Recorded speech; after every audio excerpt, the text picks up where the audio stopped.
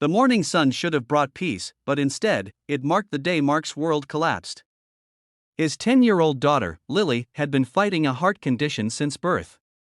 Quiet, fragile, yet full of life, she loved sitting on their porch to feel the morning breeze. But that morning, when Mark's patrol radio buzzed with a distress call from his own address, his heart nearly stopped. The voice on the line said, "Chief, there's a disturbance at your home, your HOA president called it in." Mark didn't even wait to respond. He threw the siren on and sped toward his neighborhood, unaware that the people he had protected for years were about to cross a line no one should ever cross. As his car screeched into his driveway, he froze. There, under the blazing daylight, his little girl sat trembling, her arm chained to the porch railing. Next to her stood Karen, the HOA president, waving a clipboard as if she'd done something noble. "You can't just let her sit out here unsupervised," Karen snapped. "It violates HOA safety policy."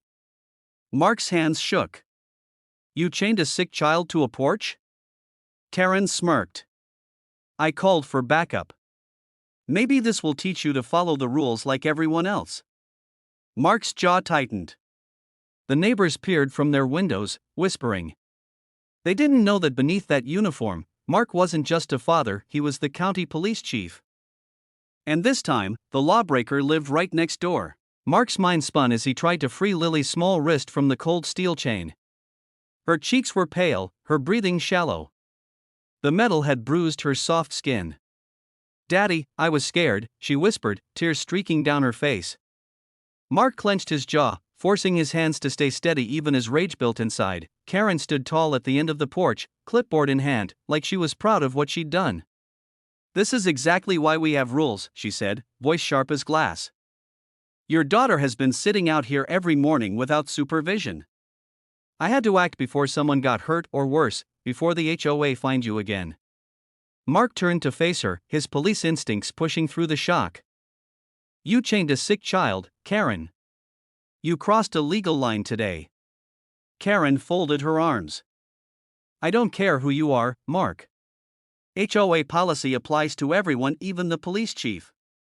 The neighbors had gathered quietly, some recording with their phones, others whispering nervously. Mark could feel their eyes burning into his back. He wanted to yell, but Lily's trembling hand grounded him.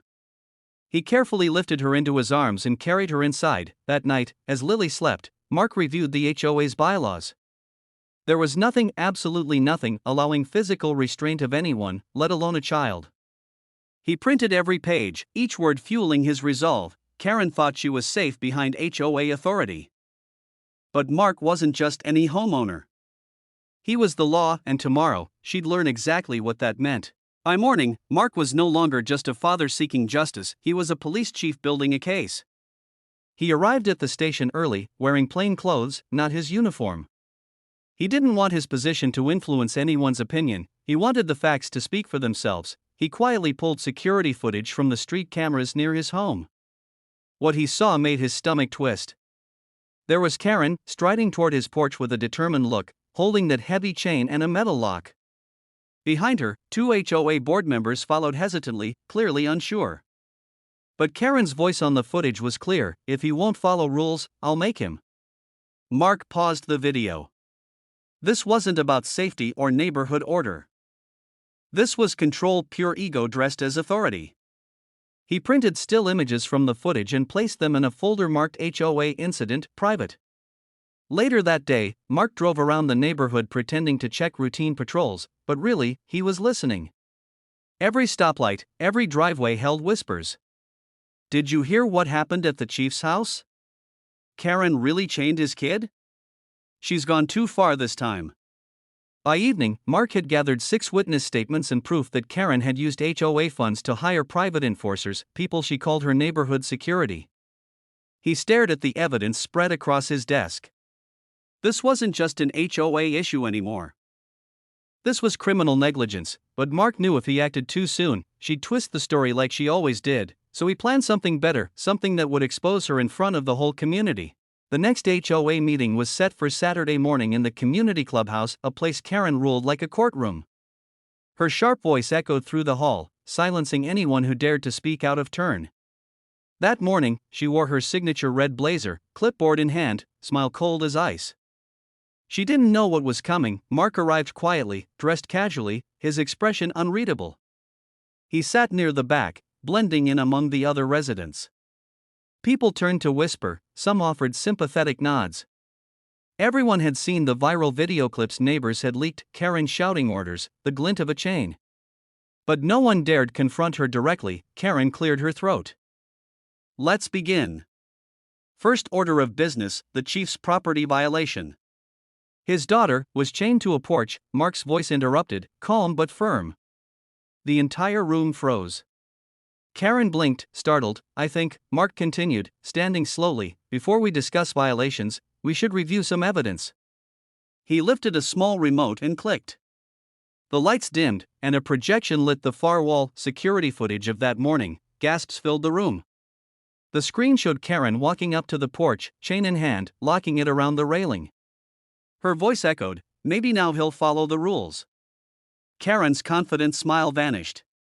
That's out of context, she stammered. Mark stepped forward, his tone steady. Context won't help you. You restrained a child. You broke the law, not a rule. The board members exchanged horrified looks. One of them stood up, trembling. Karen, you said he gave permission. Mark held up the police report. Funny. My daughter doesn't remember giving consent. The room erupted in whispers. Karen's kingdom was crumbling. Karen's face flushed red as whispers filled the clubhouse. She slammed her clipboard on the table, trying to regain control. Everyone calm down. She barked. This is being blown out of proportion. I was protecting the child. The porch railing wasn't safe, anyone could have fallen. Mark folded his arms, his calm gaze never leaving her. So your idea of safety, he said slowly, was chaining a 10-year-old girl with a heart condition to a railing? A few board members exchanged glances, uncomfortable. Karen's usual allies were slipping away. You people don't understand. She continued, voice trembling now. He always thought he was above the rules. I had to make an example, enough.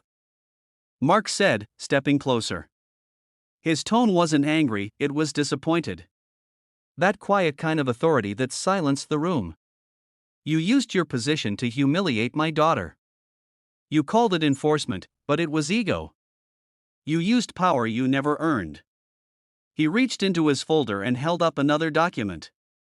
You also used HOA funds for private security without board approval. That's misuse of community money. Gasps rippled through the room.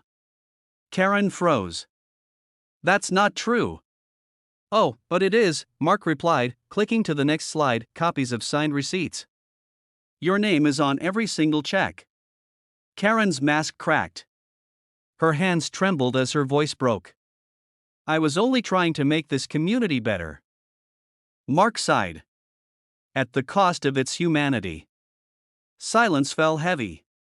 The board chair cleared his throat. Karen, as of today, you're suspended pending legal review. Karen's lips quivered. You can't do this to me. But as the neighbor's eyes turned cold, she realized she already did this to herself. After the meeting, the neighborhood was never the same. Karen's red blazer, once a symbol of authority, was now a reminder of shame. The HOA office stayed dark for days, blinds drawn. People finally spoke freely about the fines, the bullying, and the fear they'd lived under for years. Mark could have easily pressed charges, and legally, he had every reason to. His officers even offered to handle the paperwork. But when he looked at Lily's tiny wrist, still marked by faint bruises, he made a decision that surprised even himself. We'll let the board handle it first, he said quietly. Sometimes, the hardest justice isn't the law, it's living with what you've done. The following week, Karen was officially removed from her position. Her power was gone, replaced by whispers of regret. Neighbors avoided her house, but Mark didn't. One evening, he walked up her porch, where she sat alone, staring at the chain marks still visible on the railing. She looked up, startled. Why are you here? To end this right, Mark said. You hurt my daughter, but I don't want her growing up seeing hate. You've already lost enough. Learn from it. Tears filled her eyes. I didn't mean to, I know, Mark said, turning to leave. But meaning well doesn't undo the damage. Doing better does. That night, Karen quietly packed her HOA files into boxes. The once proud enforcer of rules finally understood what compassion meant. Mark returned home to find Lily asleep on the porch, free, unchained, smiling under the soft glow of the porch light. For the first time in months, peace felt real. Weeks passed, and the neighborhood began to heal. The HOA meetings were quieter now, run by fair, respectful members. The fences got painted, the lawns looked brighter, and the fear that once ruled those streets was gone. People actually smiled again. And for Mark, life finally slowed down. He focused on Lily's health, grateful she was recovering physically and emotionally. Then one morning, as he was leaving for work, a small envelope sat on his porch. No name, just the words for Lily. Inside was a small silver bracelet, engraved with the words free as the wind. There was also a note, I'll never forgive myself for what I did, but I hope she'll forgive me someday. K. Mark looked across the street. Karen's house was empty. A for sale sign swayed in the breeze. She was gone. He held the bracelet for a moment, then walked inside. Lily sat by the window, sunlight on her face. Dad, she asked softly, is she still mad? Mark smiled faintly. No, sweetheart. Sometimes people realize too late what they've done. But what matters is that we forgive so we don't carry their mistakes. Lily nodded, slipping the bracelet on her wrist. It's pretty, she whispered. As Mark watched her laugh again, he realized something powerful. Sometimes the real victory isn't revenge or punishment. It's peace. The kind that comes when truth wins, and hearts finally let go. And that porch, once a place of pain, became a symbol of freedom, love, and second chances, and that was the final twist in this unbelievable HOA story. If you loved the drama, don't forget to like, subscribe, and drop a comment sharing your thoughts. It really helps this channel grow.